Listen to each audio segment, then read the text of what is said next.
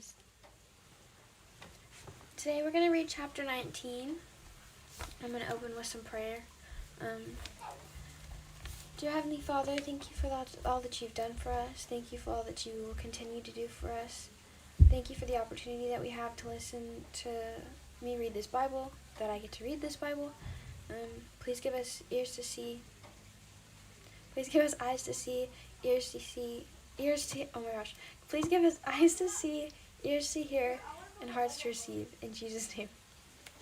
Amen. Chapter 19.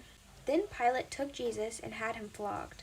The soldiers twisted together a crown of thorns and put it on his head.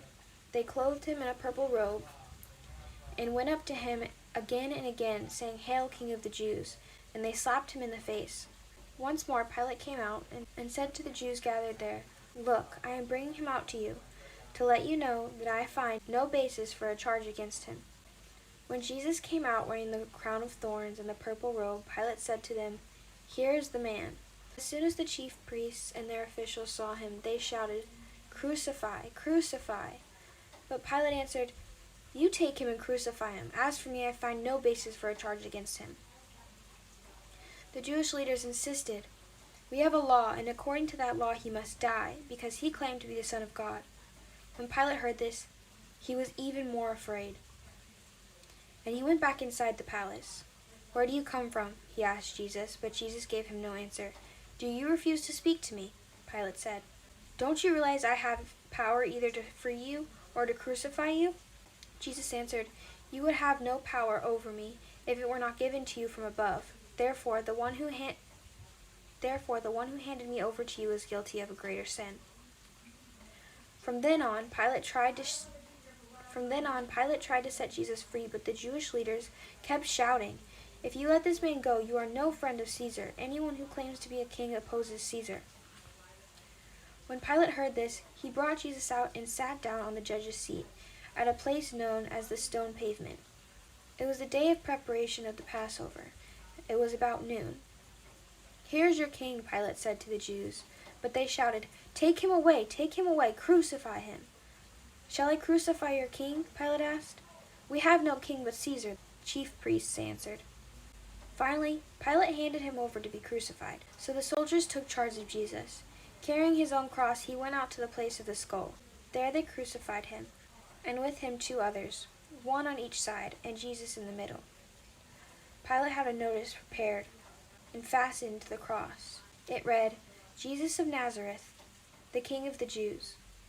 Many of the Jews read this sign, for the place where Jesus was crucified was near the city, and the sign was written in Aramaic, Latin, and Greek. The chief priests of the Jews protested to Pilate, "Do not write the King of the Jews, but that this man claimed to be the King of the Jews." Pilate answered, "What I have written, I have written." When the soldiers crucified Jesus, they took his clothes, dividing them into 4 shares, one for each of them, with the undergarment remaining. This garment was seamless, woven in one piece from top to bottom. "Let's not tear it," they said to one another. "Let's decide by lot who will get it." This happened that the scripture might be fulfilled that said, "They divided my clothes among them, and cast lots for my garment." So that is what the soldiers did. Near the cross of Jesus stood his mother's sister, Mary the wife of Clopas, and Mary Magdalene. When Jesus saw his mother there, and the disciple whom he loved standing nearby, he said to her, "Woman, here's your son," and to the disciple, "Here's your mother."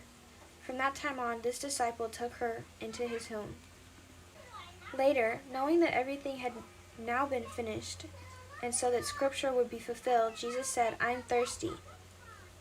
A jar of wine vinegar was there, so they soaked a sponge in it, put the sponge on a stalk of the hyssop plant, and lifted it to Jesus' lips. When he had received the drink, Jesus said, "It is finished." With that he bowed his head and gave up his spirit. Now it was the day of preparation, and the next day was to be a special Sabbath. Because the Jewish leaders did not want the bodies left on the crosses during the Sabbath, they asked Pilate to have the legs broken and the bodies taken down. The soldiers therefore came and broke the legs of the first man who had been crucified with Jesus, and then those of the other. But when they came to Jesus and found that he was already dead, they did not break his legs. Instead, one of the soldiers pierced Jesus' side with a spear, bringing a sudden flow of blood and water. The man who saw it has given testimony, and his testimony is true. He knows that he tells the truth, and he testifies so that you also may believe. These things happened so that the scripture would be fulfilled. Not one of his bones will be broken. And as another scripture says, they will look on the one they have pierced.